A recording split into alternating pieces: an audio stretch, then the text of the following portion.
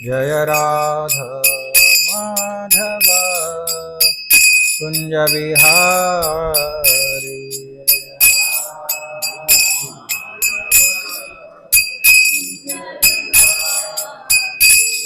गोपी जन वल्लभा गिरिवरधारी।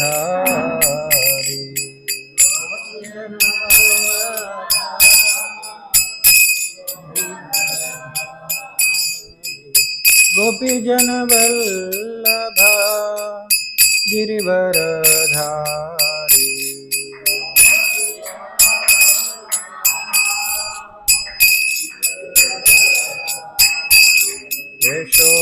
यशोदानंदन व्रज जनरंजन।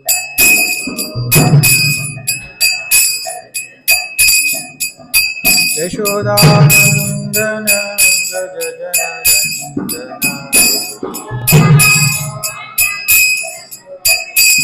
यमुना तीरावनचारि।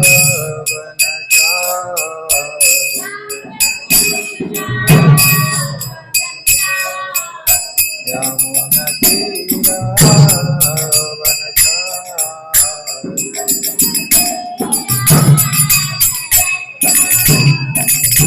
जय राधा माधव कुंज बिहारी।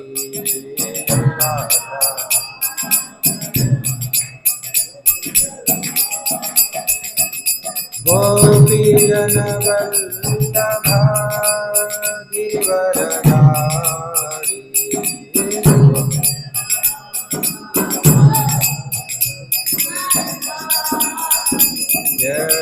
यशोदानंदन व्रज जनरंजन।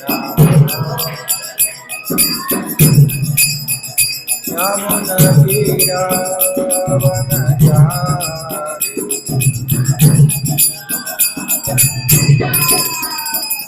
जय राधा माधव कुंज बिहारी।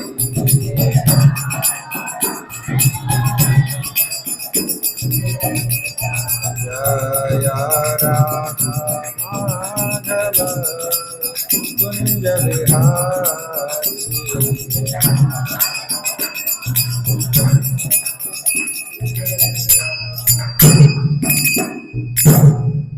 जय ओम विष्णुपाद परमहंस परिव्रजकाचार्य अष्टोत्तर शत श्री श्रीमद अभयचरणारविंद भक्तिवेदांत स्वामी श्री प्रभुपाद की भगवद्गीता यथातथम की जय।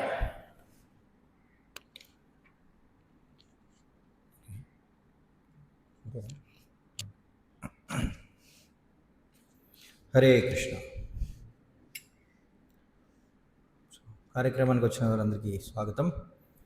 ఈరోజు మనం భగవద్గీత యథాతథం 2వ అధ్యాయం 27వ శ్లోకం చదువుదాం.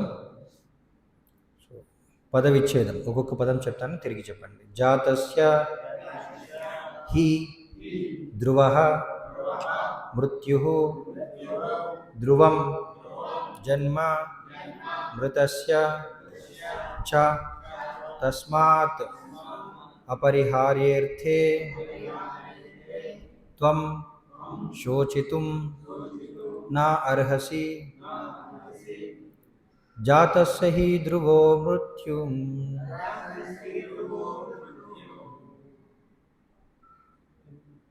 జాతస్య హి ధ్రువో మృత్యుః ధ్రువం జన్మ మృతస్య చ. మృత్యుః కరెక్టే మీరు రాసింది.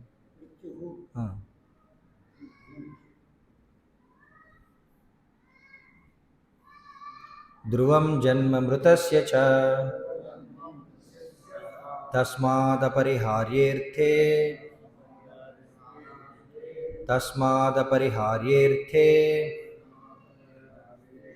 నత్వం శోచితుమర్హసి.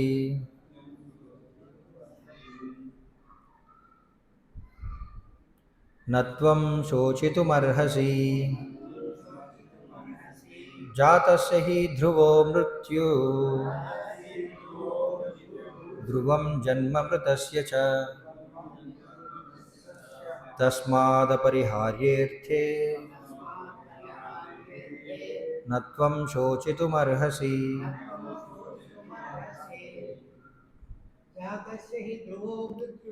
जातस्य हि ध्रुवोर्मृत्युः ध्रुवं जन्म मृतस्य च तस्मादपरिहार्येऽर्थे न त्वं शोचितुमर्हसि। जातस्य हि ध्रुवोर्मृत्युः ध्रुवं जन्म मृतस्य च तस्मादपरिहार्येऽर्थे न त्वं शोचितुमर्हसि।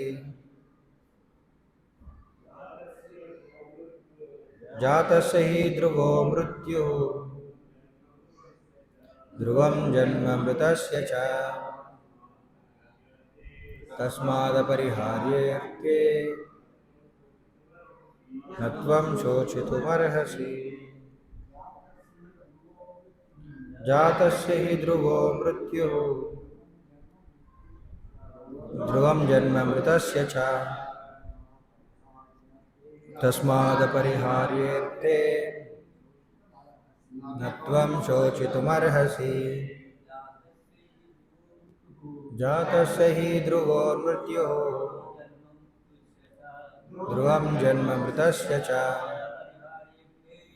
तस्मादपरिहार्येऽर्थे न त्वं शोचितुमर्हसि। జాతస్య పుట్టినవానికి హి నిశ్చయముగా ధ్రువః యథార్థము మృత్యువు ధ్రువం అదియును సత్యమే జన్మ పుట్టుక మృతస్య చనిపోయిన వానికి చ కూడా తస్మాత్ అందుచే అపరిహార్యేర్థే పరిహరించుటకు వీలులేని విషయమునందు త్వం నీవు శోచితుం దుఃఖించుటకు నా అర్హసి తగవు. తాత్పర్యం మరియు భాష్యం కృష్ణ కృపామూర్తి శ్రీ భక్తి వేదాంత స్వామి శ్రీల ప్రభుపాదుల వారిచే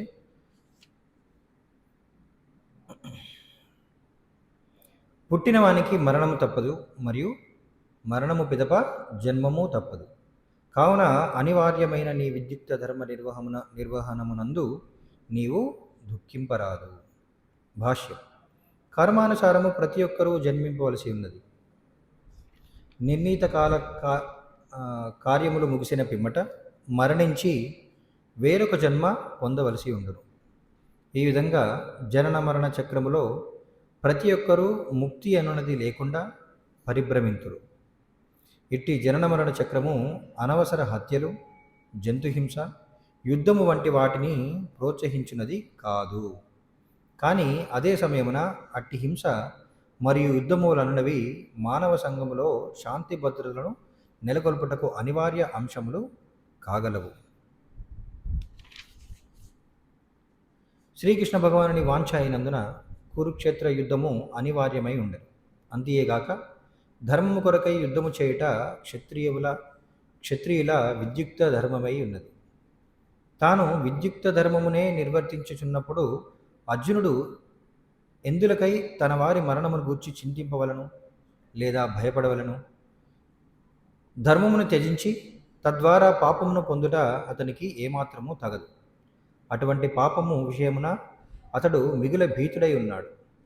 విద్యుక్త ధర్మమైన యుద్ధమును విడనాడుట ద్వారా ఎన్నడూనూ అతడు తన బంధువుల మరణమును ఆపలేడు.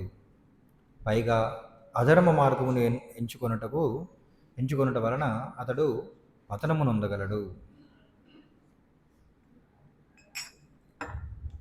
ఓం అజ్ఞానతిమిరాంధస్య జ్ఞానాంజనశలాకయ చక్షురున్మీలితమేన తస్మై శ్రీగురువే నమః. వందేహం శ్రీగురో శ్రీయుతపదకమలం శ్రీగురూన్ వైష్ణవం చ శ్రీరూపం సాగ్రజాతం సహగణ రఘునాథాన్వితం తం సజీవం సాద్వైతం సావధూతం పరిజనసహితం కృష్ణ చైతన్యదేవం శ్రీ రాధాకృష్ణపాదాన్ సహగణ లలితా శ్రీ విశాఖానుతాంశ. నమో విష్ణుపాదాయ కృష్ణప్రేష్టాయ భూతలే శ్రీమతే భక్తి వికాస స్వామినితి నామని నమో విష్ణుపాదాయ కృష్ణప్రేష్టాయ భూతలే శ్రీమతే భక్తివేదాంత స్వామినితి నామిని నమస్తే సారస్వతి దేవి గౌరవాణి ప్రచారిణి నిర్విశేష శూన్యవాది పాశ్చాత్య దేశతారిణి జయ శ్రీకృష్ణ చైతన్య ప్రభు నిత్యానంద శ్రీ అద్వైత గదాధర శ్రీవాసాది గౌర భక్తవృంద హరే కృష్ణ కృష్ణ కృష్ణ హరే హరే హరే రామ రామ రామ హరే హరే. హరే కృష్ణ. సో చాలాసార్లు ఈ శ్లోకం విన్నాం కదా. జాతసి ధ్రువోర్మృత్యుర్ ధ్రువం జన్మ మృతస్యజ తస్మాదపరిహార్యతే నత్వం శోచితుమర్హసి. సో మొదటి వాక్యం, మొదటి లైన్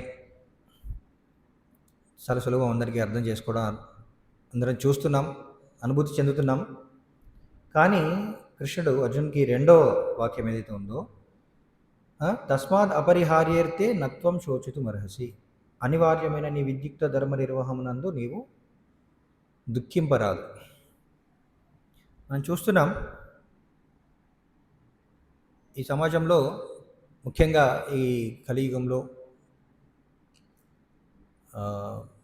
ప్రస్తుత సమయంలో అనేక ఆపదలు మనం చూస్తున్నాం కదా. మరి ఎప్పుడైతే ఈ వార్త ఛానళ్ళు ఎక్కువైపోయాయో అప్పటి నుండి ఇంకా ఇలాంటి వార్తలు ఇంకెక్కువగా చూస్తున్నాం. అంతకుముందు కూడా ఆపదలు అనేవి జరిగేవి కాదా? టీవీ ఛానళ్ళు రాకముందు ప్రపంచమంతటా ప్రశాంతంగా ఉందా? ఆపదలన్నిటివి సృష్టి ఆరంభం నుండి ఉన్నాయి, అవునా కదా? మొన్న మధ్యనే ఒక భక్తుడు నాకు ఫోన్ చేశాడనమాట. వాళ్ళు ఫామ్ కమ్యూనిటీలో ఉంటారు. ఫామ్ కమ్యూనిటీ అంటే మీలో చాలామందికి, కొందరికి తెలుసు, చాలామంది తెలియకపోవచ్చు. ప్రభుపాద వారు ఈ సనాతన ధర్మాన్ని విస్తరింపజేయడానికి, సనాతన ధర్మాన్ని ఆచరించడానికి చాలా అనుకూలమైన వాతావరణాన్ని ఏర్పరచడానికి వ్యవసాయ క్షేత్రాలని ఏర్పాటు చేశారనమాట. సో వాటిని కొందరు భక్తులు అనుసరిస్తూ ఈ నవీన అనాగరికతకు దూరంగా ఉంటున్నారు. అనాగరికత, ఎందుకంటే ఇప్పుడు ప్రస్తుత సమాజంలో జరిగేదంతా కూడా అనాగరికత. నాగరికత అంటే మానవులుగా జీవించడం. కానీ ప్రస్తుత సమాజంలో మానవులందరూ కూడా జంతువులుగా జీవిస్తున్నారు. జంతువులకి మానవులకి పెద్ద తేడా లేకుండా తయారైంది. అందుకనే ఇది అనాగరికత అని చెప్పడం జరుగుతుందన్నమాట. సరే, అయితే ఆ భక్తుడు ఏమన్నాడంటే, అక్కడ వాళ్ళకి ఈ నవీన సదుపాయాలన్నీ ఉండవు అన్నమాట. కరెంటు, ఫోన్లు, టీవీలు అన్నీ ఉండవు. వార్తలు అనేవి అన్నీ తెలియవు. పెద్ద పెద్ద విషయాలు ఎవరైనా చెప్తే తప్ప వాళ్ళకి తెలియదు అన్నమాట. సో మనకు కూడా, మీలో చాలామంది చిన్నప్పుడు చూసే ఉంటారు, ఎప్పుడో రేడియో ఉండేది అనమాట. రోజు ఒక అరగంట గంట సాయంత్రం న్యూస్లో వింటే తప్ప తెలిసేది కాదు, ఎక్కడో ఏదో జరిగిందని. అది కూడా కొన్ని విషయాలు మాత్రమే తెలిసేవి. కానీ ఈరోజు ప్రతి విషయం మళ్ళీ మళ్ళీ రోజంతా కూడా ఎన్నోసార్లు వినవలసి వస్తుంది, చూడాల్సి వస్తుంది. మరి ఒక విధంగా అన్ని విషయాలు తెలుసుకోవడం మంచిదే. కానీ ఎన్ని విషయాలు, ఈ విషయాలన్నింటినీ తెలుసుకున్నా సరే, భగవద్గీత ఏం చెప్తుందంటే, ఈ భౌతిక ప్రపంచం అనేది దుఃఖాలయం, అశాశ్వతం. మనం రోజు చూస్తున్నాం, న్యూస్ పేపర్ తీసినా సరే, టీవీలు చూసినా సరే ఎన్నో ఆపదలు జరుగుతున్నాయి. ఇప్పుడేంటి లేటెస్ట్ న్యూస్? చూడండి, భక్తులకు కూడా అంత అప్డేటెడ్గా ఉన్నారు. ఎందుకంటే ప్రతి ఒక్కరి చేతిలో సెల్ ఫోన్ ఉంది, అందరికీ అన్ని విషయాలు తెలుస్తున్నాయి. సో లేటెస్ట్ ఏంటి? విమాన ప్రమాదం. సో కొద్ది కాలం క్రితం ఎక్కడో తొక్కిసలాట జరిగి కొంతమంది చనిపోయారు. 10-15 మంది ఏదో చనిపోయారు. ఇంకా కొద్ది కాలం తర్వాత టెర్రరిస్ట్ అటాక్. ఎంతమంది చనిపోయారు? 26-28 మంది సంథింగ్ చనిపోయారు కదా. మరి 26 మంది చనిపోతే భారతీయులందరూ ఏం చేశారు? ఆ? 26 మంది భారతీయులు చనిపోతే మిగతా భారతీయులందరూ ఏం చేశారు? ప్రతీకారం తీర్చుకున్నారు. ఎందుకు? దానికి కారణమైన వాళ్ళు ఎవరు? ఉగ్రవాదులు, తీవ్రవాదులు కదా. మరి దానికి కారణం తీవ్రవాదులని తెలుసు కాబట్టి వాళ్ళపైన ప్రతీకారం తీర్చుకోవడానికి పెద్ద యుద్ధమే చేయడం జరిగింది. ఎంతో ఆస్తి నష్టం అన్ని రకాలుగా జరిగిపోయింది. ప్రతీకారం తీర్చుకున్నాం. సరే, మరి నిన్నటి సంఘటనలో ఎంతమంది చనిపోయారు? 270 పైగా చనిపోయారు. మరి ప్రతీకారం ఎవరిపైన తీర్చుకోవాలి?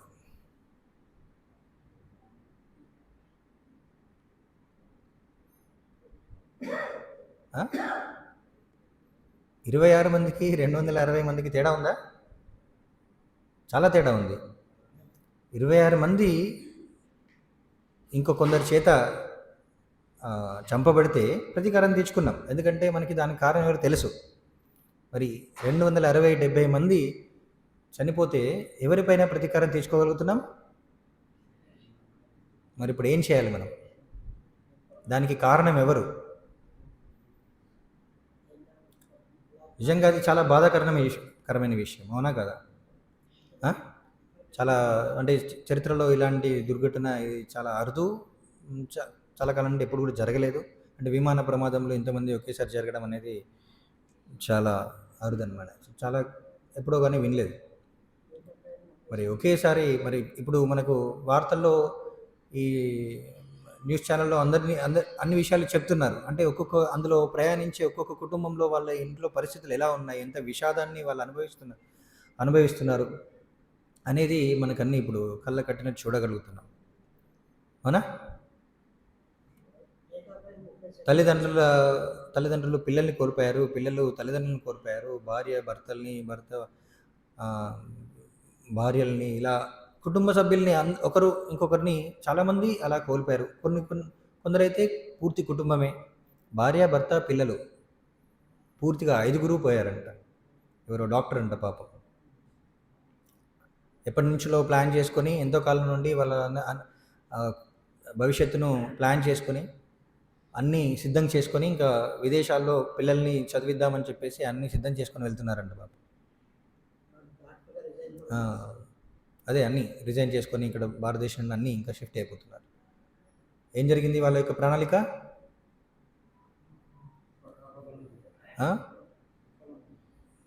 పూర్తిగా విఫలమైపోయింది. అలాంటి వాళ్ళు ఎంతోమంది ఉన్నారు. రకరకాల వ్యక్తులు రకరకాల కారణాలతో వాళ్ళు ప్రయాణిస్తున్నారు, కానీ వాళ్ళ యొక్క గమ్యాన్ని వాళ్ళు చేరుకోలేకపోయారు. మధ్యలోనే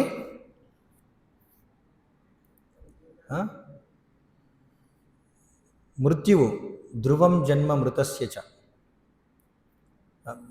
పుట్టిన వారికి మరణం తప్పదు అన్నట్లు మరణం తప్పదు, అది అందరికీ తెలిసిందే.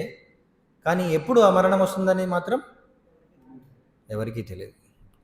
కానీ ఈ శ్లోకం ఏం చెప్తుందంటే ఖచ్చితంగా మరణం వస్తుందని చెప్తుంది.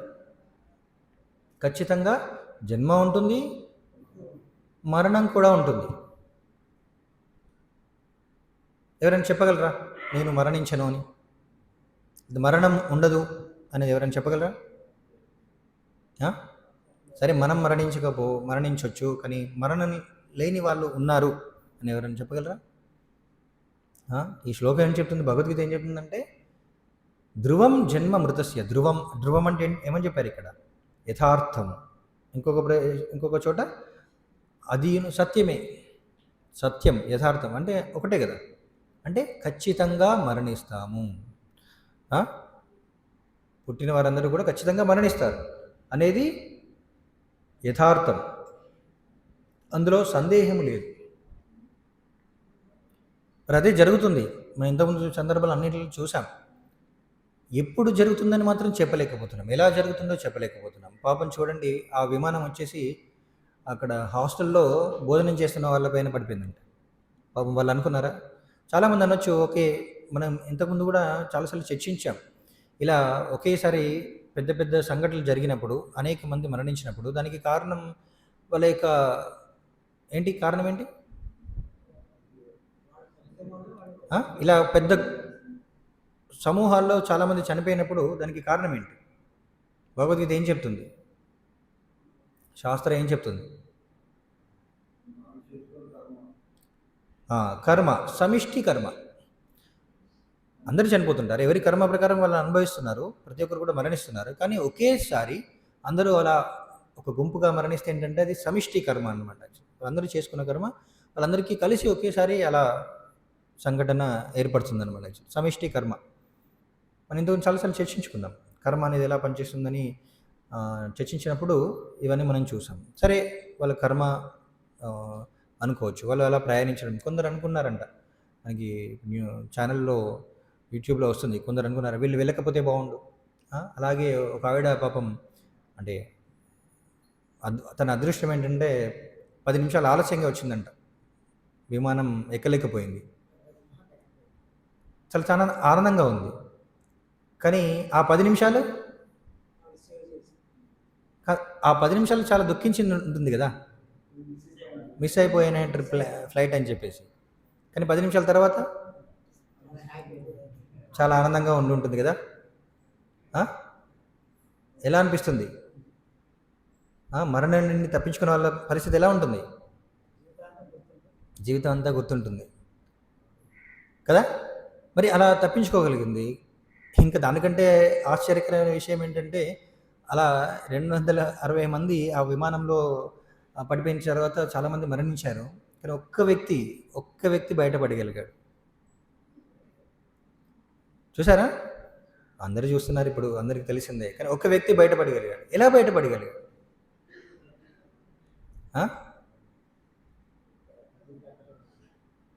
అది ఎవరికి కూడా ఆలోచించలేకపోయారనమాట. అది ఎలా జరిగింది, ఎలా బయటపడగలిగాడు? అంత ఘోర విపత్తు నుండి బయటపడడం అనేది అది సాధ్యం కాదు, అసాధ్యం. కానీ ఒక వ్యక్తి మాత్రం ఎలా బయటపడమంటే నాకు కూడా తెలియదు అంటున్నాడు ఆయన. ఏదైనా కారణం కావచ్చు, కానీ అలా జరగడం అనేది చాలా ఆశ్చర్యకరం. అందరూ కూడా న్యూస్లో కూడా అదే వస్తుందన్నమాట, చాలా ఆశ్చర్యకరమైన విషయం, అద్భుతమైన విషయం అని చెప్పేసి ఆ ఒక వ్యక్తి మాత్రం బయటపడ్డాడని చెప్పేసి చెప్తున్నారు. చాలాసార్లు మనం ఇదే చూస్తుంటాం, ఏదైనా జరిగినప్పుడు అద్భుతమైన విషయం, ఆశ్చర్యకరం. మనకి డాక్టర్లు కూడా చాలాసార్లు చెప్తుంటారు. ఒకసారి ఏమైందంటే అంటే ఒక వ్యక్తి ఇలానే బిల్డింగ్ కడుతున్నప్పుడు పైనుంచి పడిపోయాడంట. బిల్డింగ్ పడుతున్నప్పుడు అన్ని కూడా రకరకాల వస్తువులన్నీ కింద ఉంటాయి. అలా పడిపోయినప్పుడు ఒక ఇనుప ఊస తన ఒక వైపు నుండి తలకి ఒక వైపు నుండి ఇంకో వైపు బయటకు వచ్చిందంట. మనం చూస్తుంటాం సాధారణంగా ఏంటంటే ఎవరైనా సరే ఇక్కడ కానీ తగిలితే, చాలా గట్టిగా దెబ్బ తగిలితే ఏమవుతుంది? మరణిస్తారు ఎవరైనా సరే. ఎందుకంటే చాలా సున్నితమైన ప్రదేశాలు. కానీ ఆ వ్యక్తికి ఏంటంటే ఒకవైపు నుంచి ఇంకో వైపు ఆ ఊస అలా వచ్చేసిందంట. ఆ వ్యక్తి నేను వెంటనే హాస్పిటల్కి వెళ్ళాలని చెప్పేసి తనే హాస్పిటల్కి వెళ్ళేసి ట్రీట్మెంట్ ఇవ్వండి అని చెప్పేసి వెళ్తే అక్కడ అందరూ కూడా భయపడ్డారంట. అక్కడ ఉండే నర్సులందరూ కూడా చూసి భయపడ్డారంట. ఏంటి ఈ వ్యక్తి తలలో అలా ఇనుప ఊస పెట్టుకొని వస్తున్నాడని చెప్పేసి భయపడ్డారంట. ఇంకో సందర్భం కూడా అలానే జరిగింది. అంటే మనకి మీలో కొందరికి తెలుసు అనుకుంటా. ఆ వ్యక్తి ఏంటంటే చాలా కొందరు వచ్చేసి ఆయనను పాపం ఆయనను పొడి చేశారనమాట, కత్తులతో పొడి చేస్తే మొత్తం లోపల ఉన్న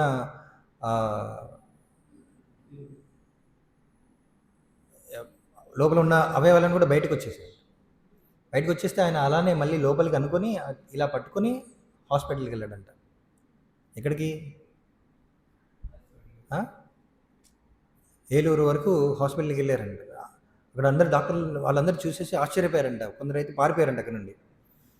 ఎందుకంటే మొత్తం అంతా కూడా రక్తం కింద పడిపోతుంది, బయటకు వస్తుంది. ఆయన శరీరం అంతా కూడా రక్తం ఉందంట, చాలా గాయాలు అయినాయంట. అలా చూసి అక్కడికి వెళ్ళిన తర్వాత వాళ్ళు లోపల తీసుకెళ్ళి చూసేసరికి ఆయన అన్కాన్షియస్ అయిపోయాడంట, స్ప్రో కోల్పోయాడంట. కోల్పోయినాక చూసి మరణించాడని చెప్పేసి డాక్టర్లు చెప్పారంట. ఆయన మరణించాడని చెప్పేసి చెప్తే తను తీసుకెళ్ళేసి మార్చిరి గదిలో పెట్టారంట. మార్చిరి గదిలో పెట్టిన తర్వాత 12 గంటల తర్వాత ఆ వ్యక్తి మళ్ళీ డోర్ కొట్టాడంట లోపల నుండి. మరణించాడనుకున్న వ్యక్తి లోపల నుంచి డోర్ తట్టి పిలిచాడంట. అప్పుడు మళ్ళీ డాక్టర్లు వచ్చేసి చూసి మళ్ళీ ఆపరేషన్ చేస్తే ఆ వ్యక్తి ఇప్పటికి కూడా తిరుగుతున్నాడు. చాలా సంవత్సరాల క్రితం జరిగింది ఈ విషయం. ఇక్కడ ఉన్న కొంత భక్తులకు తెలుసు కూడా ఆ వ్యక్తి. సో అలా చాలా ఆశ్చర్యకరమైన విషయం. అది ఎలా జరిగింది? డాక్టర్లు ఏమంటారంటే మెడికల్ మిరాకిల్ అంటారు. ఈ వైద్య రంగంలో అద్భుతమైన విషయం ఏంటంటే వాళ్ళకి తెలియదు ఎలా జరుగుతుంది, తెలియదు. ఎందుకు ఎలా జరుగుతుందంటే ఆ వ్యక్తి బ్రతకాలని తన కర్మలో ఉంది కాబట్టి అలా బ్రతుకుతున్నారు. కానీ కొందరు అసలు చిన్న చిన్న ఆపద జరగానే మరణిస్తున్నారు. సో మరి ఇవన్నీ కూడా జరగడానికి కర్మనే కారణం. నేను కర్మ అనేది నిర్ణయిస్తుంది ఒక వ్యక్తి ఎప్పుడు జన్మిస్తాడో ఎప్పుడు మరణిస్తాడని. జన్మ అనేది కూడా మన కర్మపైనే ఆధారపడి ఉంది. ఒక వ్యక్తి ఎప్పుడు ఎక్కడ ఏ కుటుంబంలో పుడతాడో ఎలా పుడతాడనేది ముందే నిర్ణయించబడుతుంది. కర్మ ప్రకారమే మనం ఒక కుటుంబంలో జన్మిస్తాం. అవునా కదా? మన కర్మ ప్రకారమే మనం ఏ కుటుంబంలో జన్మించాలనేది కూడా నిర్ణయించబడుతుంది. దాన్ని బట్టి వ్యక్తి యొక్క పూర్తి జీవితం అనేది కూడా మారుతుంది, భిన్నంగా ఉంటుంది. అవునా కదా? ఒక వ్యక్తి అమెరికాలో పుట్టచ్చు, ఒక వ్యక్తి పాకిస్తాన్లో పుట్టచ్చు, ఒక వ్యక్తి ధనికుల కుటుంబంలో పుట్టచ్చు, ఒక వ్యక్తి పేద కుటుంబంలో పుట్టచ్చు. వాళ్ళ ఇద్దరి యొక్క జీవితం అనేది జీవితంలో మార్పు ఉంటుందా లేదా? తేడా ఉంటుందా లేదా? ఉంటుంది. ఇలా మన జన్మతః మనం పొందిన ప్రతిదానికి కూడా మన కర్మనే కారణం. కానీ ఈ రకరకాల పరిస్థితుల్లో పుట్టచ్చు. ఒక వ్యక్తి అందంగా పుట్టచ్చు, ఒక వ్యక్తి అందవికారంగా పుట్టచ్చు, ఒక వ్యక్తి చాలా దృఢంగా బలంగా జన్మించవచ్చు, ఒక వ్యక్తి అంగవైకల్యంతో జన్మించవచ్చు, ఒక వ్యక్తి ధనికుల కుటుంబంలో జన్మించవచ్చు, ఒక వ్యక్తి పేద కుటుంబంలో జన్మించవచ్చు. కానీ ఎవరు ఎలా జన్మించినా సరే, ఎలాంటి పరిస్థితిలో ఉన్నా సరే, మరి ఆ ధనికుల కుటుంబంలో పుట్టిన వ్యక్తి మరణించకుండా ఉండగలని చెప్పగలమా? చెప్పలేం. అందుకని ఈ శ్లోకం ఏంటంటే జాతస్య ధ్రువోర్ మృత్యు. పుట్టినవారు మరణించక తప్పదు. ఎలా పుట్టినా సరే, ఎలా జన్మించినా సరే మరణం అనేది తథ్యం. సరే, మరి మరణం అనేది తథ్యమైనప్పుడు మన యొక్క కర్తవ్యం ఏంటి? మనం ఏం చేయాలి? ఎలాగో మరణిస్తాం. చాలామంది ఏమంటారంటే మీరు అది కూడా చూసి ఉండొచ్చు యూట్యూబ్లో. ఏం చెప్తున్నారు? ఎలాగో మరణిస్తాం, మరణం ఎప్పుడు వస్తుందో తెలియదు, విమానం వచ్చి పైన పడవచ్చు, విమానంలో అదే విమానంలో మనమే ఉండొచ్చు, ఎక్కడికో చాలా విహారయాత్రకి వెళ్తే ఎవరో వచ్చి మనల్ని చంపేయచ్చు, క్రికెట్ గేమ్ గెలిచిందని చెప్పేసి ఆనందంగా చూద్దామని వెళ్తే తొక్కిసలాటలో మరణించవచ్చు, ఏదైనా జరగచ్చు. కాబట్టి ఏం చేయాలి? ఎప్పుడైనా మరణించవచ్చు కాబట్టి ప్రతిరోజు ఆనందించండి, ప్రతిరోజు ఆనందంగా ఉండడానికి ప్రయత్నించండి. Enjoy life. ఉన్నంత వరకు ఏదో ఒక విధంగా చూడండి. వాళ్ళు ఏమంటారంటే దానికి అర్థం ఏంటంటే ఉన్నంత వరకు ఆనందించండి, అది విన్నంత వరకు బాగా ఉంటుంది. కానీ దాని వెనకాల అర్థం ఏంటంటే ఉన్నంతకాలం ఆనందంగా ఉండాలంటే ప్రతిరోజు ఆనందంగా ఉండగలమా? ఒకవేళ ప్రతిరోజు ఆనందంగా ఉండాలంటే ఏం చేయాలి? ధర్మ అధర్మాలను మర్చిపోవాలి. సాధారణమైన సమాజంలో ప్రతిరోజు మనకి కష్టాలన్నిటి రాకుండా ఉంటాయి చెప్పండి? ప్రతిరోజు ఒకే విధంగా ఉంటామా? శాలరీ మనకి మొదటి వారంలోనే ఇస్తారు, ప్రతి వారం ఇవ్వరు కదా? అవునా కదా? చెప్పరే? మొదటి వారంలోనే శాలరీ ఇస్తారు. మరి మొదటి వారంలో ఆనందంగా ఉంటాం, చివరి వారంలో ఆనందంగా ఉంటుందా? ఉండదు కదా? అవునా కదా? సో మరి ప్రతిరోజు ఆనందంగా ఉండాలంటే ఏం చేయాలి? ఏదో ఒకటి చేయాలి. ఏం చేయాలి? ఏదో ఒక విధంగా ఆనందంగా ఉండాలి. నువ్వు అప్పు చేస్తావా, తప్పు చేస్తావా, ఏదైనా చేయి, ఆనందంగా ఉండు. దాని వెనకాల అర్థం అదన్నమాట. కానీ దాని అర్థం అదే. మరి ఆనందంగా ఉండాలంటే, ప్రతిరోజు ఆనందంగా ఉండాలంటే ప్రతి పరిస్థితిలోనూ, ప్రతిరోజు, ప్రతి క్షణం, అన్ని పరిస్థితుల్లో ఆనందంగా ఉండాలంటే మరి తప్పు చేయాల్సిందే.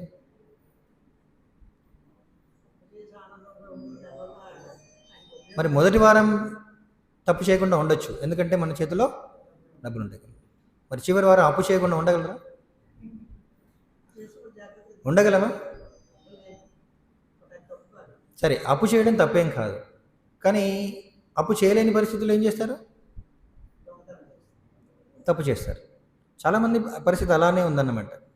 ఓకే, తప్పనేని మనం ఏదో చెప్పేస్తున్నాం, కానీ చాలామంది మరి అలాంటి పరిస్థితి నుంచి బయటపడడానికి ఏదో ఒక అధర్మమైన మార్గంలో డబ్బు సంపాదించాలనుకుంటారు. డబ్బనే కాదు, ఆనందం రావడానికి ఏదైనా చేయి, ఏదో ఒక విధంగా ఆనందంగా ఉండడానికి ప్రయత్నించు. అది దాని వెనకాల అర్థం అన్నమాట. దానికోసం ఏం చేస్తుంటారు? అన్నీ చేస్తుంటారు. జంతువుల్ని చంపేయచ్చు, ఏదైనా చేయొచ్చు, ఇంకా మద్యపానం సేవించవచ్చు. మరి నిజానికి ఇవన్నీ కూడా అధర్మ మార్గాలే కదా. శాస్త్రం ఏం చెప్తుంది?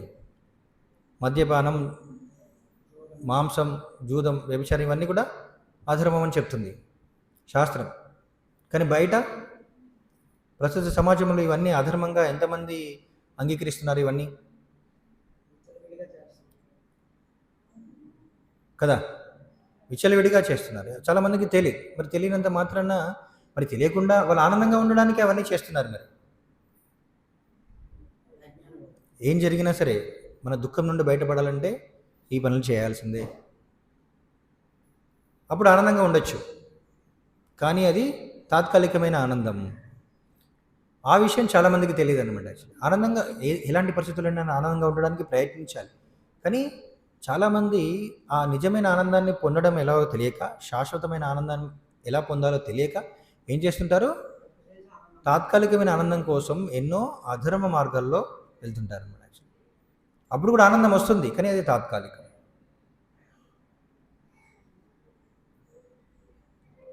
అలాంటి ఆనందం మనకి నిజమైన ఆనందాన్ని ఇవ్వలేదు, తాత్కాలికంగా ఆనందం ఇస్తుంది. చాలామంది అందుకనే అంటుంటారు అనమాట. సో ఎప్పుడు ఏం జరుగుతుందో తెలియదు కాబట్టి ప్రతి క్షణాన్ని అనుభవించడానికి, ఆనందంగా ఉండడానికి ప్రయత్నించు. నిజానికి తెలివిగల వ్యక్తి అలానే ఆలోచించాలి. ప్రతి క్షణం ఆనందాన్ని పొందడం ఎలా, ఎప్పుడు ఆనందంగా ఉండడం ఎలా, మరణం లేకుండా ఉండడం ఎలా. అంతే కదా, మరణం లేకుండా ఉంటే ఆనందమే కదా. ఇప్పుడు శ్లోకం ఏం చెప్తుంది? జాతస్య ధ్రువోర్ మృత్యు, పుట్టిన వాళ్ళు మరణించక తప్పదు. ఒకవేళ మరణం లేకపోతే ఆనందమే కదా. మరణం లేకపోతే ఆనందమే, కానీ మరణం లేకుండా ఉండే పరిస్థితి ఉంటుందా? లేదా? సాధారణంగా లేదు. కానీ భగవద్గీత ఏం చెప్తుంది? అలాంటి స్థితికి మనం చేరుకోవచ్చు. అలాంటి స్థితికి ప్రతి ఒక్కరు కూడా చేరుకోవచ్చు. మరణం లేని స్థితికి ప్రతి ఒక్కరు కూడా చేరుకోవచ్చు. చాలా శుభవార్త కదా. మరణం లేని స్థితిని ఎవరైనా పొందొచ్చు. అది అతిపెద్ద శుభవార్త.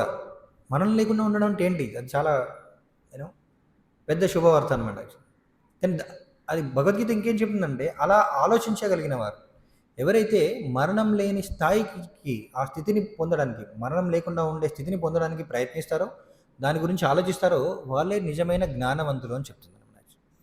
చూడండి, అదే పరిస్థితిని మనకి భగవద్గీతని ఏం చెప్తుంది?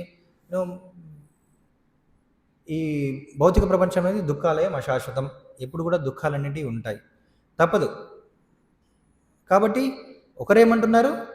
ఎప్పుడు దుఃఖం ఉంటుంది, ఎప్పుడు సమస్య వస్తుంది, ఎప్పుడు ఏదవుతుందో తెలియదు. కాబట్టి ప్రతిక్షణం ఏదో ఒక మార్గంలో, ధర్మమా అధర్మమా, ఏదో ఒక మార్గంలో ఆనందంగా ఉండడానికి ప్రయత్నించమని ఒకరు చెప్తున్నారు. ఇంకొకరు ఏం చెప్తున్నారంటే, నిజంగానే ఎప్పుడు ఏం జరుగుతుందో తెలియట్లేదు, కానీ ఎందుకు అలా జరుగుతుంది? అలా జరగకుండా ఉండాలంటే, శాశ్వతంగా మన ఆనందంగా ఉండాలంటే, మరణం లేకుండా ఉండాలంటే ఏం చేయాలని ఇంకొకరు ఆలోచిస్తున్నారు. పరిస్థితి ఒకటే, కానీ ఆలోచన రెండు రకాలుగా ఉంది. ఒకరేమంటున్నారు? ఈ పరిస్థితి నుండి శాశ్వతంగా ఎలా బయటపడాలి, మరణం లేకుండా ఎలా ఉండాలని ఆలోచిస్తున్నారు. ఇంకొకరు ఏం చేస్తున్నారు? ఉన్నంతవరకు ఎలా ఆనందంగా ఉండాలంటున్నారు. చూడండి, ఉన్నంతవరకు ఆనందంగా ఉండొచ్చు, కానీ ఖచ్చితంగా మరణిస్తాం. కానీ మరణించిన తర్వాత ఏం జరుగుతుంది? మరణించిన తర్వాత మళ్ళీ ఎలాంటి జన్మ పొందుతాం? మరి ఇదే శ్లోకం చెప్తుంది కదా, ధ్రువం జన్మ మృతస్య చ, మరణించిన వారు మళ్ళీ పుట్టక తప్పదు. కానీ ఎలా పుడతారనేది దేనిపైన ఆధారపడి ఉంటుంది?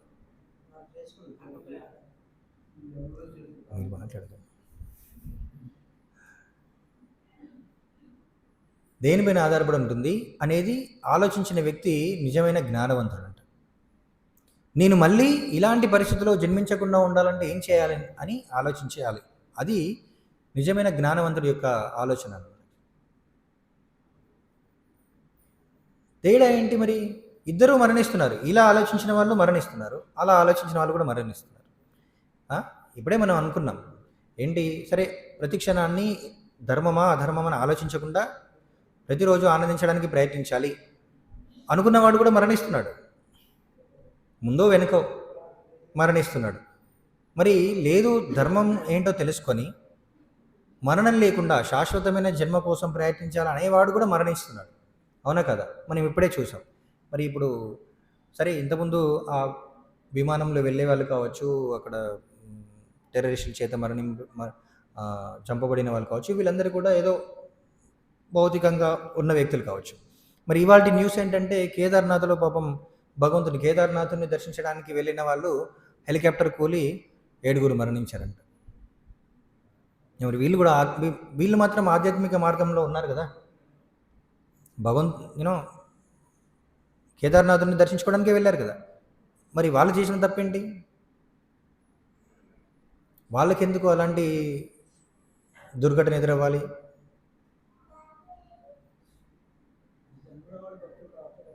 భగవంతుని ప్రార్థిస్తే మనకి మంచి జరుగుతుంది అని మనకు అందరికీ నమ్మకమే. అవునా కదా? భగవంతుని ప్రార్థిస్తే మంచిదా కాదా?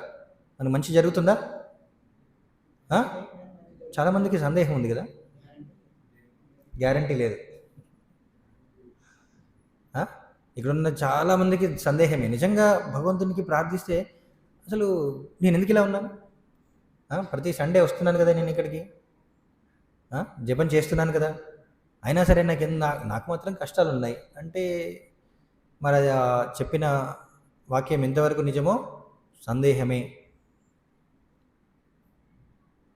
సందేహమేనా? ఎంతమందికి సందేహం లేదు?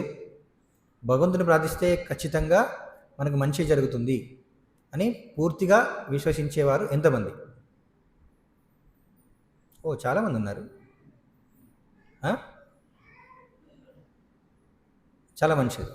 భగవంతుని ప్రార్థిస్తే ఖచ్చితంగా మంచి జరుగుతుంది, కానీ చాలామందికి ఆ మంచి ఏంటి అనేది తెలియదు. ఇప్పుడు చూసాం, వాళ్ళు కేదార్నాథుని దర్శించుకోవడానికి వెళ్ళినప్పుడు వాళ్ళకి మంచి జరగాలి, అవునా కదా? మరి ఎందుకు మరణించారు వాళ్ళు? ఎందుకు మరణించారు? అక్కడ ఏం మంచి జరిగింది? అక్కడ జరిగిన మంచి ఏంటి? ఎంతోమంది భక్తులకు కూడా కష్టాలు వస్తున్నాయి. మనం పురాణాల్లో చూసినట్లయితే గొప్ప గొప్ప భక్తుల పేర్లు ఎంతోమంది ఉన్నాయి.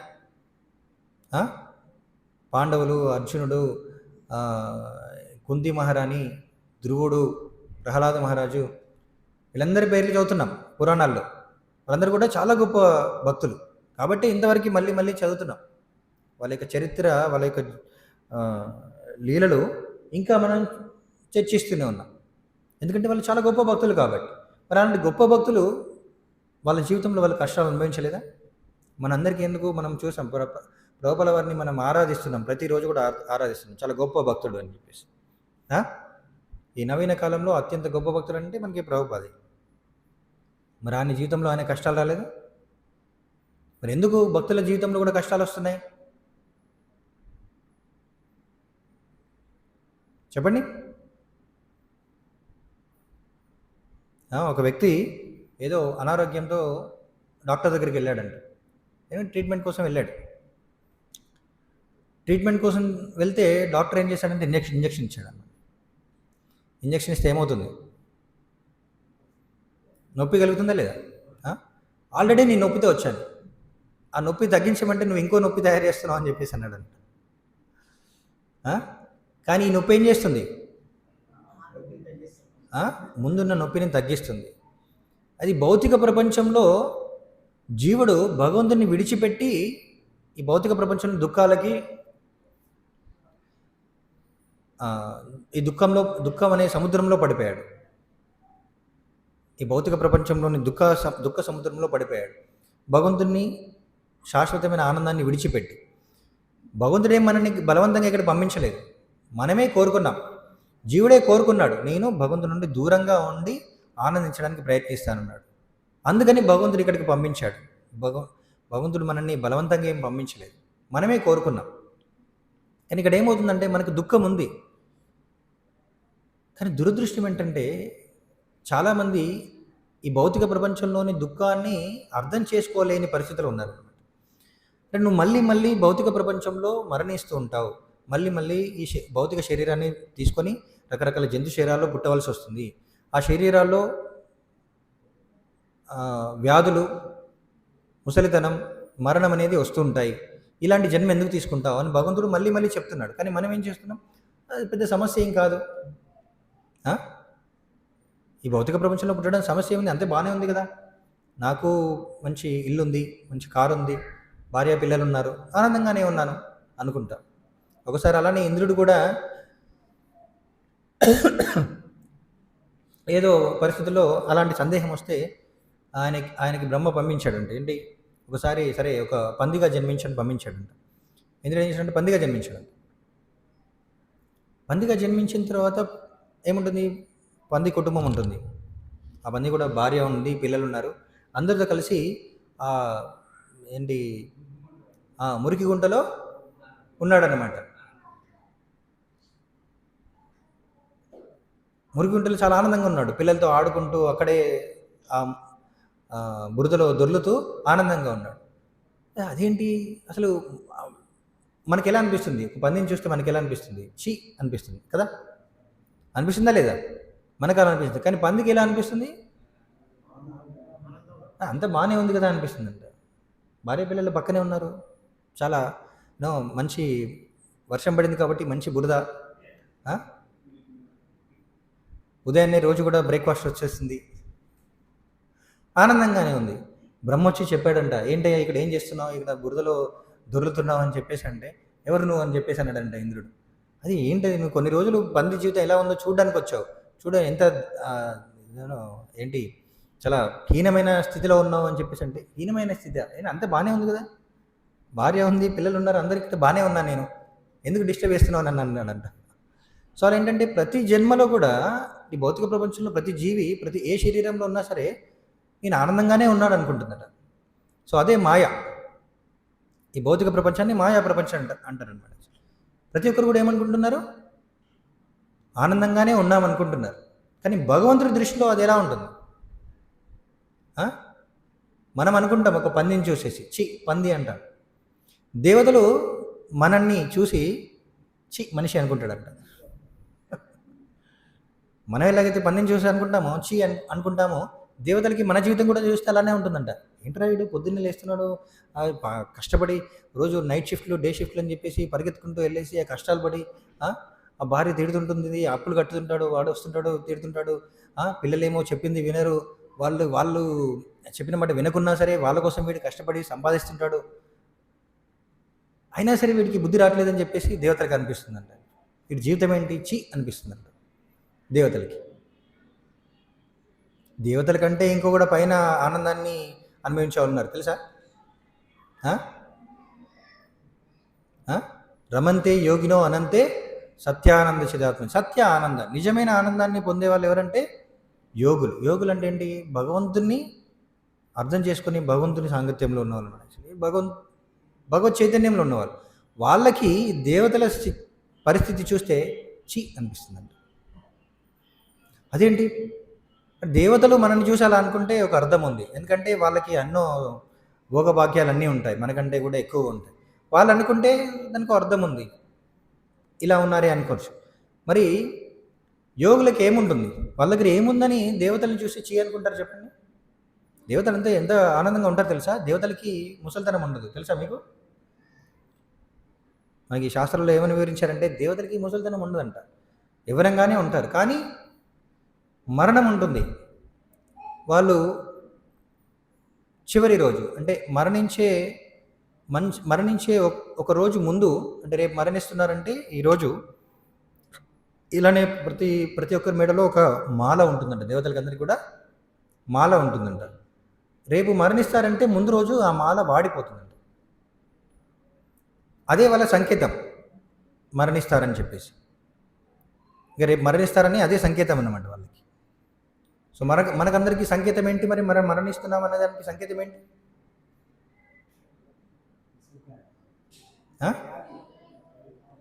ముసలితనం. అప్పుడప్పుడు అద్దంలో చూసుకుంటే తెల్ల వెంట్రుక వస్తుంది అనమాట, తెలిసిపోతుంది. ఇంకా మనం దగ్గరికి వచ్చింది, సమయం దగ్గర పడుతుందని అనిపిస్తుంది. కోర్స్ ఈ రోజుల్లో 20-30 సంవత్సరాలకే తెల్ల వెంట్రుకలు వచ్చేస్తున్నాయి అందుకని అందరికీ భయం లేకుండా అయిపోయింది. ఆ తెల్ల వెంట్రుకలు కామనే, లేకపోతే కలర్ వేసైనా సరే మేనేజ్ చేయొచ్చు కదా. కానీ ముసలితనం వస్తుంది. ముసలితనం కేవలం తెల్ల వెంట్రుకలేని కాదు, ప్రతి శ్వాసతో మనం ముసలి వాళ్ళు అయిపోతున్నాం, ప్రతి శ్వాసతో. ఎందుకంటే మనం ఎన్నిసార్లు శ్వాస తీసుకుంటామనేది ధృవీకరించబడింది, అది నిర్ధారించబడింది. అంతకంటే ఎక్కువ కాదు, తక్కువగా కూడా ఉండదన్నమాట.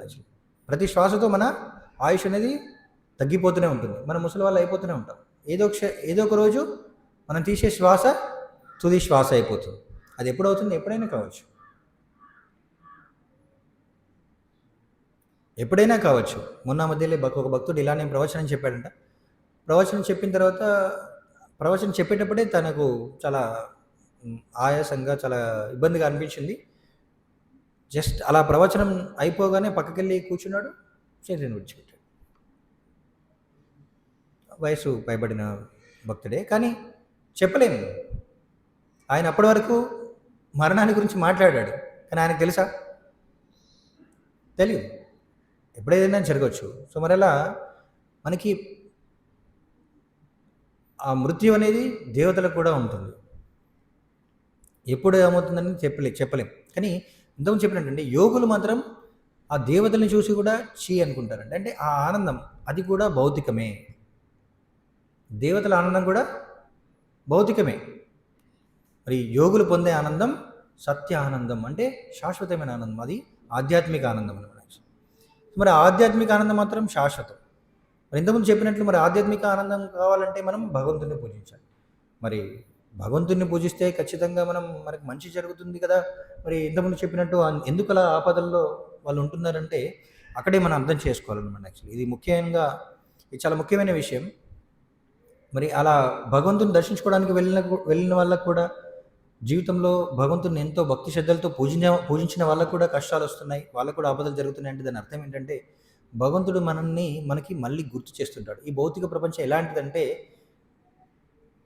ఇక్కడ కూర్చున్నంత వరకే అన్నీ బాగుంటాయి. ఒకసారి ప్రసాదం తీసుకొని బయటికి వెళ్ళిన తర్వాత మర్చిపోతాం కదా. మర్చిపోతామా లేదా? భగవద్గీత గుర్తొస్తుందా? లేదు. మళ్ళీ శనివారము అప్పుడు మళ్ళీ వాట్సాప్ మెసేజ్లో రేపు ఇస్కాన్ వాళ్ళు మెసేజ్ పంపించారంటే మళ్ళీ అప్పుడు గుర్తొస్తుంది అనమాట కదా. మళ్ళీ వారం రోజులు మర్చిపోతామా లేదా? మర్చిపోతుంటాం. కానీ ఇక్కడికి వచ్చినప్పుడు మాత్రం అవును కరెక్టే కదా, ఇదంతా భగవద్గీతలో చెప్పినట్టు అన్నీ నిజమే అనిపిస్తుంది అని అనిపిస్తుంది. కానీ ఇక్కడి నుంచి బయటికి వెళ్ళగానే మళ్ళీ మర్చిపోతుంటాం.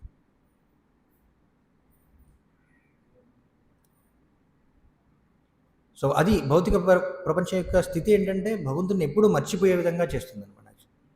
నీకెందుకు? భగవంతుడు అవసరం లేదు, నువ్వే భగవంతుడివి అని ప్రతి ఒక్కరికి అనిపిస్తుందంట. అందుకని భగవంతుడు ఏం చేస్తుంటాడంటే భౌతిక ప్రపంచం నుండి మళ్ళీ మనల్ని తిరిగి తీసుకెళ్ళడానికి కష్టాలను ఇచ్చాడనమాట. భగవంతునికి కావాలని కష్టాలు ఇవ్వట్లేదు, మన కర్మ ప్రకారమే కష్టాలను ఏర్పాటు చేశాడనమాట. ఒకవేళ నువ్వు తప్పు చేస్తే ఇలాంటి కర్మను అనుభవించాల్సి వస్తుందని భగవంతుడు నిర్ణయించాడు, కర్మ సిద్ధాంతాన్ని ఏర్పరిచాడు అనమాట. సో దానివల్ల మనకి కష్టాలు వస్తుంటాయి. దానికి కారణం మనమే, భగవంతుడు కాదు. మన కష్టాలకి కారణం మనమే, మనం చేసుకున్న కర్మనే మన కష్టాలకి కారణం. కానీ భగవంతుడు ఏంటంటే అలాంటి పరిస్థితిని ఏర్పాటు చేయడం ద్వారా మనకి గుర్తు చేస్తుంటాడంట, మనం ఈ భౌతిక ప్రపంచానికి చెందిన వాళ్ళం కాదు, మనం తిరిగి మళ్ళీ ఆధ్యాత్మిక ప్రపంచానికి వెళ్ళాలి, వైకుంఠానికి వెళ్ళాలి, గోలోక బృందావనానికి వెళ్ళాలి అని గుర్తు చేయడానికి మనకు కష్టాలు ఇస్తాడంట. అందుకని జీవితంలో మనకి కష్టాలు ఎదురైనప్పుడు, ఇలాంటి సంఘటనలను మనం చూసినప్పుడు మనం ఏమనుకోవాలి?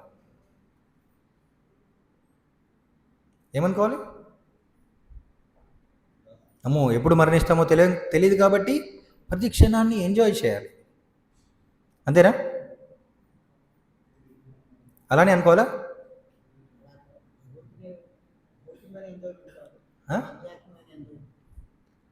ఎప్పుడు మరణిస్తామో తెలియదు కాబట్టి enjoy the moment, enjoy every moment. Carpe diem అంటారు. కార్పేడియం ఇంకోటి ఏంటి అది, ఈ రోజుల్లో ఈ మధ్య కొంచెం బాగా ప్రచారం చేస్తున్నారు. జపాన్ వాళ్ళది ఒక యూనో ఒక ఏమంటారు లైఫ్ స్టైల్,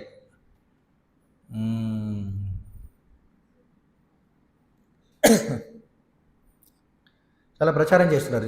జపాన్ వాళ్ళ యొక్క ఆలోచన విధానం ఏంటంటే ప్రతిరోజు ఎలా ఆనందంగా ఉండాలి అనేది వాళ్ళు ఒక సిద్ధాంతాన్ని ఏర్పాటు చేసుకున్నారంట. ఇకిగాయ్ అని వాళ్ళ భాషలో ఏదో అంటారు. అది కొత్త కాన్సెప్ట్. అంటే జీవితాన్ని ఎలా చూడాలి, జీవితాన్ని ప్రతి క్షణాన్ని ఆనందించాలంటే జీవితాన్ని ఎలా చూడాలి అనేది వాళ్ళు ఒక కొత్త కాన్సెప్ట్ తయారు చేశారు. అని ఇకిగాయ్ అని పిలుస్తారు వాళ్ళు. సో అట్లా ప్రతి క్షణంగా ఆనందంగా ఎలా ఉండాలని చూసుకోవాలి, అంతేనా?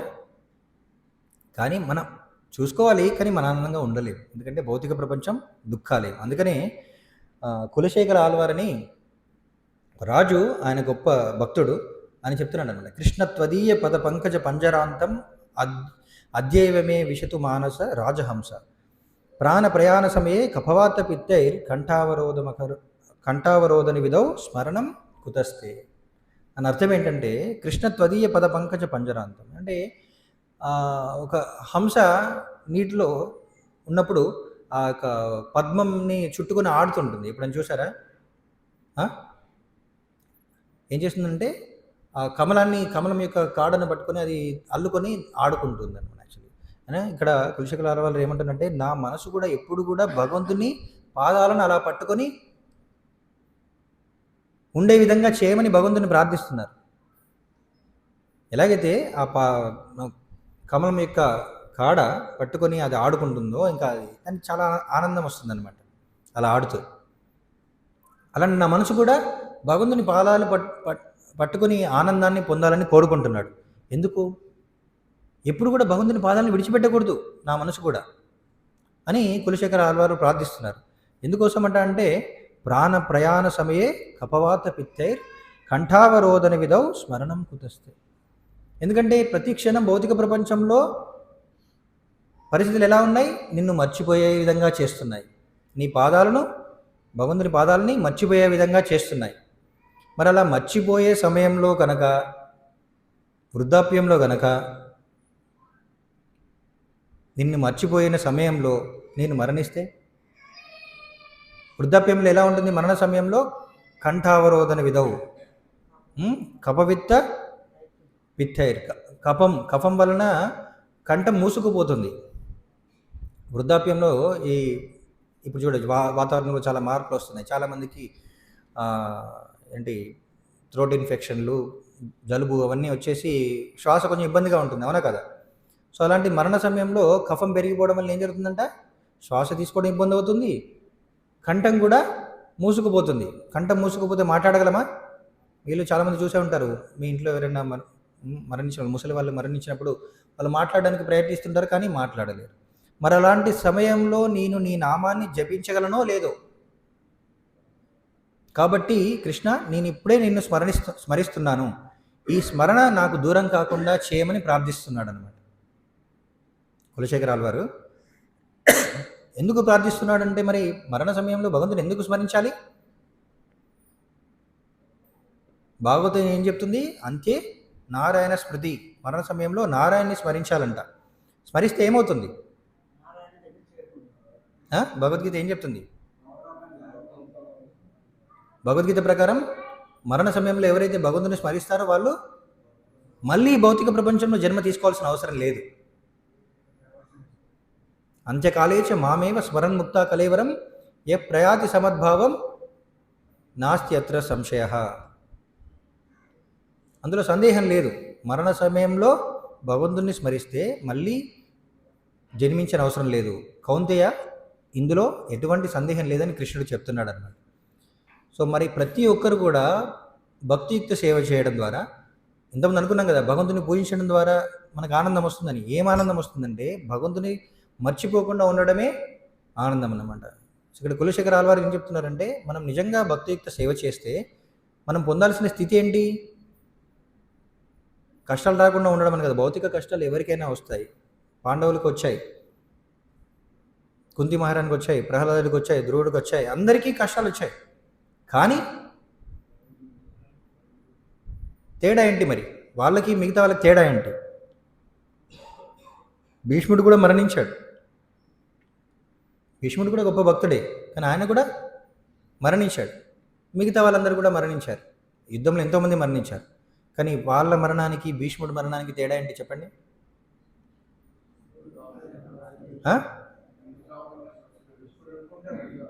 భీష్ముడు ఎప్పుడు కావాలంటే అప్పుడు మరణించాడు. అంతేనా? కానీ ఎప్పుడు మరణించాలనుకుంటాడు ఆయన?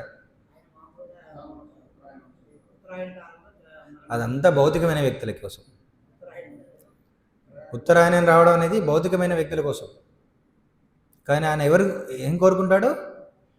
కృష్ణుడు ఆయన ముందుకు రావాలనుకుంటాడు. కృష్ణుడు ఆయన ముందుకు వచ్చినప్పుడు ఆయన శరీరాన్ని విడిచిపెట్టడానికి ఆయన సిద్ధపడతాడు. కృష్ణుడు ముందుకు వచ్చినప్పుడు ఆయన శరీరాన్ని విడిచిపెట్టడానికి సిద్ధమయ్యాడు. కానీ కృష్ణుడు కోరుకున్నాడు అన్నమాట, నువ్వు జ్ఞానాన్నంతా కూడా పాండవులకి చెప్పు, అర్జునుడికి చెప్పు, యుధిష్ఠిరుడికి చెప్పు అని చెప్పు. అది చెప్పడానికి ఆయన సమయం తీసుకున్నాడు. అంతేగాని ఆయనకి ఉత్తరాయణం ఆయనకు ముఖ్యం కాదు.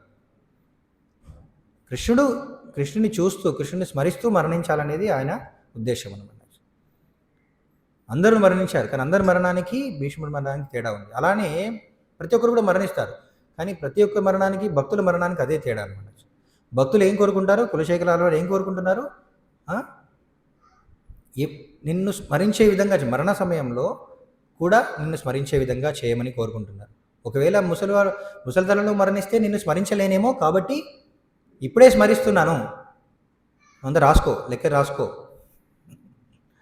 ఎన్ని మాలలు జపం చేశానని ఇప్పుడే రాసుకో, ఎందుకంటే తర్వాత జపం చేయగలనో లేనో అని చెప్పేసి కులశేఖర ఆళ్వారు అంటున్నారు. యమధర్మరాజు లెక్క చూస్తాడంట, ఎన్నిసార్లు జపం చేశాడు. అక్కడ ఉన్న చిత్రగుప్తుడు, మిగతా వాళ్ళందరూ కూడా మన కర్మని చూస్తారనమాట, ఎన్ని పుణ్యం చేశారు, ఎన్ని పాపాలు చేశారని. కానీ యమధర్మరాజు ఇవన్నీ పట్టించుకోడు, ఎందుకంటే ఆయన హెడ్ కదా. హెడ్ ప్రతి ఒక్కరిని పట్టించుకోవాల్సిన అవసరం లేదు, కింద వాళ్ళకి చెప్పేస్తారు. కానీ యమధర్మరాజు మాత్రం ఒకటే ప్రశ్న అడుగుతాడంట, ఏంటి? ప్రతిరోజు ఎన్ని మాలలు జపం చేశామని అడుగుతారంట. జపం చేయకపోతే జీవితం వృధా, ఇంకా నువ్వు ఏ జన్మ తీసుకున్నా ఒకటే. నేను పుణ్యం చేశాను, పాపం చేశాను, ఏదో ఒకటి చేసుకోపోరా, దేవత శరీరం కావాలా, తీసుకో, వెళ్ళిపో అంటాడు అనమాట. ఎందుకంటే ఆయనకి ఉపయోగం లేదు. దేవత శరీరం తీసుకున్నా కూడా మృత్యు ఉంటుంది, కానీ మిగతా జీవుల కంటే కొంచెం ఎక్కువ కాలం బ్రతుకుతావు, అంతే కదా. అది ఆయనకి పట్టింపు లేదన్నమాట. యమధర్మరాజుకు దాంతో పట్టింపు లేదు. ఏ శరీరం కావాలి, ఏదో ఒక శరీరం, నీ కర్మ తీసుకో. కానీ ఆయనకు ఒకటే పట్టింపు, ఏంటంటే ఎన్నిసార్లు భగవంతుని స్మరించగలిగావు, మరణ సమయంలో భగవంతుని స్మరించావా లేదా అనేది మాత్రం చూస్తున్నాడు. మరణ సమయంలో భగవంతుని స్మరిస్తే నువ్వు ఇక్కడికి రావాల్సిన వాడు కాదు, నువ్వు వెళ్ళు, వైకుంఠానికి వెళ్ళని పంపిస్తాడు. అజామిలని పంపించాడు కదా. అజామిలని యమధర్మరాజు తిరిగి పంపించాడా లేదా? ఎందుకు పంపించాడు? భగవంతుని స్మరించాడు కాబట్టి, నారాయణ అని స్మరించాడు కాబట్టి పంపించాడు. సో అలా మనం భగవంతుని స్మరించగలగాలి. భగవంతుని స్మరిస్తే అప్పుడు అది నిజమైన మంచి అన్నమాట. చాలామంది నేను భక్తి చేస్తే, భగవంతుని స్మరిస్తే నాకు మంచి జరగట్లేదని. మంచి జరుగుతుంది, కానీ మనకు ఆ మంచి ఏంటనే తెలియదు. భక్తులకు మాత్రమే అది తెలుస్తుంది అనమాట. చాలామంది అంటుంటారు, మీరు అన్నీ విడిచిపెట్టొచ్చారు, అక్కడ కూర్చొని ఎన్నో చెప్తారు మాకు, మీకు కూడా ఒక కుటుంబం ఉంటే, భార్య పిల్లలు అందరూ ఉంటే తెలుస్తుంది, ఇలాంటి ఆపదలు జరిగినప్పుడు ఎంత బాధ అనిపిస్తుంది కదా. కుటుంబం అనేది ఉంటే తెలుస్తుంది. ఇలాంటి మన ఇంట్లో వాళ్ళకి ఎవరికైనా ఆపద కలిగితే ఎంత బాధ కలుగుతుంది. మీరు ఇక్కడ కూర్చొని ఆ కర్మ అని చెప్పేసి అంటారు, భగవంతుని ప్రార్థించి అంటారు. ఓకే, ప్రార్థిస్తాం, కానీ ఆ కష్టాల నుంచి బయటపడలేకపోతున్నామే, ఎంతో దుఃఖం కలుగుతుంది అనిపిస్తుంది. దుఃఖం ఉంటుంది, మాకు కూడా దుఃఖం ఉంటుంది. సో మరి మాకు భార్య పిల్లలు ఉండకపోవచ్చు, ఆ బాధ లేకపోవచ్చు, కానీ అంతకంటే పెద్ద కుటుంబం ఉంది. చాలామందికి వాళ్ళ కుటుంబంలో, ఇప్పుడు చూసాం కదా, మనందరం కూడా చూస్తున్నాం న్యూస్లో, అయ్యో పాపం అని చెప్పేసి అనుకుంటాం. ఎన్ని రోజులు అనుకుంటాం? న్యూస్ వచ్చిన రోజులు అనుకుంటాం, తర్వాత మర్చిపోతాం. కానీ వాళ్ళ కుటుంబంలో వాళ్ళకి ఎక్కువ కాలం దుఃఖం కలుగుతుంది, అవునా కదా? కానీ మనకు కూడా దుఃఖం ఎందుకు కలగట్లేదు? ఎందుకంటే మనకు రక్త సంవేదకులు కాదు కాబట్టి. కానీ ఎవరైతే ఈ ఆధ్యాత్మిక మార్గంలో ఉన్నారో భక్తులు ఉన్నారో వాళ్ళకి ఎవరు దుఃఖించినా సరే వాళ్ళకు కూడా దుఃఖం కలుగుతుందంట. భక్తుడంటే ఎవరంటే ఇతరుల దుఃఖాన్ని చూసి దుఃఖించేవాడు భక్తుడు అన్నమాట. ఎవరైతే ఈ భగవంతుని కోసం అన్నింటినీ విడిచిపెట్టేసి భగవంతుని సేవ కోసం ఉన్నారో వాళ్ళు భగవంతుని సేవ చేయడం అంటే ఏంటంటే వాళ్ళు చాలామంది అంటుంటారు కదా, వసుదైక కుటుంబం. వాళ్ళు వాళ్ళ సొంత కుటుంబాన్ని విడిచిపెట్టచ్చు, కానీ ఈ సమాజాన్ని అందరినీ కూడా వాళ్ళ కుటుంబంగా స్వీకరించారని అర్థం అనమాట. ప్రభుపాల వారు ఉన్నారు. ప్రభుపాల వారికి ఏం అవసరం? మన కోసం ఇంత కష్టపడి ప్రచారం చేయడం మనకు అవసరమా? అవసరం లేదా? కానీ ఆయనకేంటంటే ఆయన చెప్పారనమాట, నేను భార్యని విడిచిపెట్టాను, నా పిల్లల్ని విడిచిపెట్టాను, కానీ భగవంతుడు నాకు ఎంతోమంది పిల్లల్ని ఇచ్చాడు, ఎంతో పెద్ద కుటుంబాన్ని ఇచ్చాడు. మరి మన కుటుంబంలో వాళ్ళకి ఆపద కలిగితే మనకు బాధ కలుగుతుండొచ్చు, కానీ ప్రభుపాల వారికి ఏంటంటే వాళ్ళ శిష్యులకి భక్తులకి ఎవరికి బాధ కలిగినా సరే ఆయనకు బాధ కలుగుతుంది. మరి ఆయనకు బాధ లేదా? మరి ఆ సిద్ధాంతాలన్నీ కూడా ఆయన కేవలం ఊరికే మాటల వరకే చెప్పాడా? ఆయన సమాజంలో ఉన్న వాళ్ళ యొక్క బాధ అంతా కూడా తన బాధ అనుకున్నాడు కాబట్టి మనకి ఇవన్నీ చెప్పడానికి ప్రయత్నించాడు. ఇదంతా కూడా అందరికీ తెలియాలి. మనందరం కూడా భగవంతుని మర్చిపోయాం కాబట్టి ఇలా దుఃఖిస్తున్న భౌతిక ప్రపంచంలో దీని నుంచి బయటపడాలని ఆయన ఎంతో కష్టపడి ప్రచారం చేశారు. వైష్ణవులందరూ కూడా పరదుఃఖ దుఃఖి అంటారన్నమాట. ఎందుకంటే వాళ్ళందరూ కూడా ప్రతి ఒక్కరు కూడా నా కుటుంబీకులే అనుకున్నారు. ఎప్పుడైతే ఒకరు కృష్ణుణ్ణి తన తండ్రిగా అంగీకరిస్తారో ప్రతి ఒక్కరు కూడా తన కుటుంబీకులే అవుతారు. అవునా కదా? భగవంతుని మన తండ్రిగా అంగీకరించిన మరుక్షణం ప్రతి ఒక్కరు కూడా మన కుటుంబ సభ్యులే. మరి ఎవరికి బాధ కలిగినా కూడా మనకి బాధ కలగాలి. అది వైష్ణవుల యొక్క స్థాయి అన్నమాట. సో వైష్ణవులు కేవలం ఊరికే తత్వం చెప్తారని కాదు, వాళ్ళు నిజంగా సమాజం యొక్క మేలు కోసం భగవంతుని యొక్క జ్ఞానాన్ని అందరికీ చెప్తారనమాట. ఎప్పుడైతే మనం భగవంతునితో మన సంబంధాన్ని తెలుసుకున్నామో, మనం నిజంగా భగవంతుని చేరుకోవడానికి ప్రయత్నిస్తామో అప్పుడు నిజమైన ఆనందాన్ని పొందగలము. సో అందుకోసం ప్రయత్నించాలి. బాధ ఉంటుంది, అందరికీ ఉంటుంది. అయినా సరే ఈ శ్లోకం ఏం చెప్తుందంటే ఏంటి, తస్మాత్ అపరిహార్యర్థే నత్వం శోచితుం అర్హసి. సో ప్రతి ఒక్కరు కూడా మరణించక తప్పదు, మరణించడంలో పుట్టక తప్పదు, కానీ మన ధర్మాన్ని మాత్రం విడిచిపెట్టకూడదు.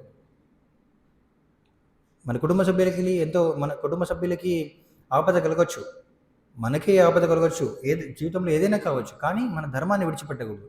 మనం భగవంతుని స్మరించడం విడిచిపెట్టకూడదు, భగవంతుని యొక్క నామాన్ని జపించడం విడిచిపెట్టకూడదు. భగవంతుని పట్ల మన ధర్మం ఏదైతే ఉందో అది విడిచిపెట్టకూడదు అన్నమాట. అది ఆ శ్లోకం చెప్తుందన్నమాట. హరే కృష్ణ. ఎవరికైనా ఏమైనా సందేహాలున్నా?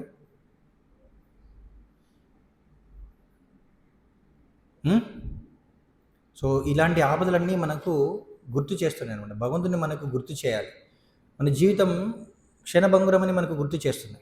కాబట్టి మనం భగవంతుణ్ణి ప్రతి క్షణం స్మరించేలా చేయాలి. అందుకోసం ఏం చేయాలి? హరినామం చేయాలన్నమాట. హరే కృష్ణ కృష్ణ కృష్ణ హరే హరే, హరే రామ రామ రామ హరే హరే. ప్రతి క్షణం భగవంతుని స్మరించాలి. చెప్పండి, ఏంటి ప్రశ్న? మందిరంలో చేసే ఆరాధనకి గృహంలో చేసే ఆరాధన ఎప్పుడు కూడా ఒకటే. ఆరాధన అంటే కేవలం మనం చేసే పనులు మాత్రమే కాదు, భగవంతుని పట్ల మన భావం అన్నమాట. అది ఎలాంటి పరిస్థితుల్లోనైనా సరే ఒక వ్యక్తి భగవంతుని పూజించవచ్చు. ఒక బ్రాహ్మణుడు ఒకానొక సమయంలో భగవంతుని పూజించాలనుకున్నాడంట, కానీ ఆయన దగ్గర ఏం లేవు అన్నమాట. భగవంతునికి పూజించడానికి ఎలాంటి వసతులు అనుకూలంగా లేవు, పరిస్థితులు అనుకూలంగా లేవు. ఆయన ఏం చేశారంటే మనసులోనే భగవంతుని పూజించాడంట. మనసులోనే భగవంతుని కోసం నైవేద్యం చేసేసి క్షీరాన్నం చేశాడంట. భగవంతుని కోసం క్షీరాన్నం చేసేసి భగవంతునికి నైవేద్యం పెట్టాడంట. భగవంతుని నైవేద్యం పెట్టే ముందు ఆయన ఏమనుకుంటే, భగవంతుని నైవేద్యం పెట్టేటప్పుడు అది వేడిగా ఉందేమో, వేడిగా ఉన్న తర్వాత ఎలా ఉంటుంది? నాలుక కాలిపోతుంది కదా. మరి భగవంతుని నాలుక కాలిపోతుందని ఆయన చేశాడంట. అది వేడిగా ఉందా ఇంకా చల్లారిపోయిందా అని చూడడానికి అందులో వేలు పెట్టాడంట. ఇదంతా ఎక్కడ జరుగుతుంది? మానసికంగా ఆయన ఊహించుకుంటున్నాడు అంతే. భగవంతునికి నైవేద్యం చేశాను, క్షీరాన్నం వండాను, భగవంతుని నైవేద్యం పెడుతున్నాను, కానీ పెట్టే ముందు ఆయన ఆలోచన వచ్చింది, అది వేడిగా ఉందేమో చూద్దామని వేలు పెట్టాడు. వేలు పెట్టాడు, వేలు పెడితే ఏం జరిగింది? వేలు కాలిపోయింది. వేలు కాలిపోయి అన్నీ మనసులో జరుగుతున్నాయి, కానీ వేలు మాత్రం నిజంగా కాలిపోయిందంట. ఆయన వేలు కాలిపోయేసరికి ఆ ఊహ నుండి బయటకొచ్చాడు, ఆ కలలో నుండి బయటకొచ్చాడు. బయటకొచ్చి చూసేసరికి వేలు నిజంగానే కాలిపోయింది. అది ఎలా జరిగింది? సో అది భావం అన్నాడు యాక్చువల్లీ. సో భావగ్రాహి జనార్దనం. భగవంతుడు భావగ్రాహి, మన భావాన్ని చూస్తాడు. అలా అని చెప్పేసి ఇంకా మందిరానికి రానవసరం లేదు, ఇంట్లోనే ఉండాలని కాదు.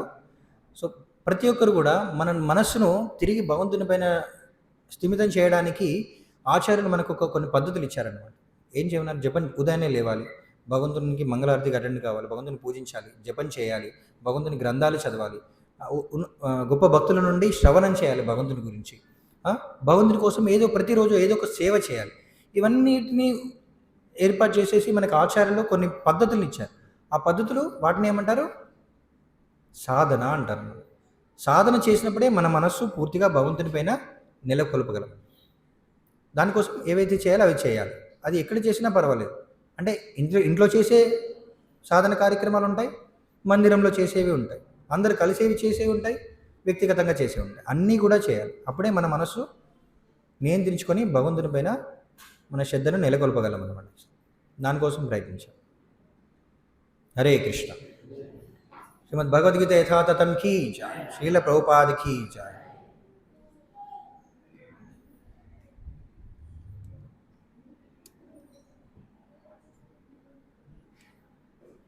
ఇప్పుడు హారతి ఉంటుంది, అందరూ కూడా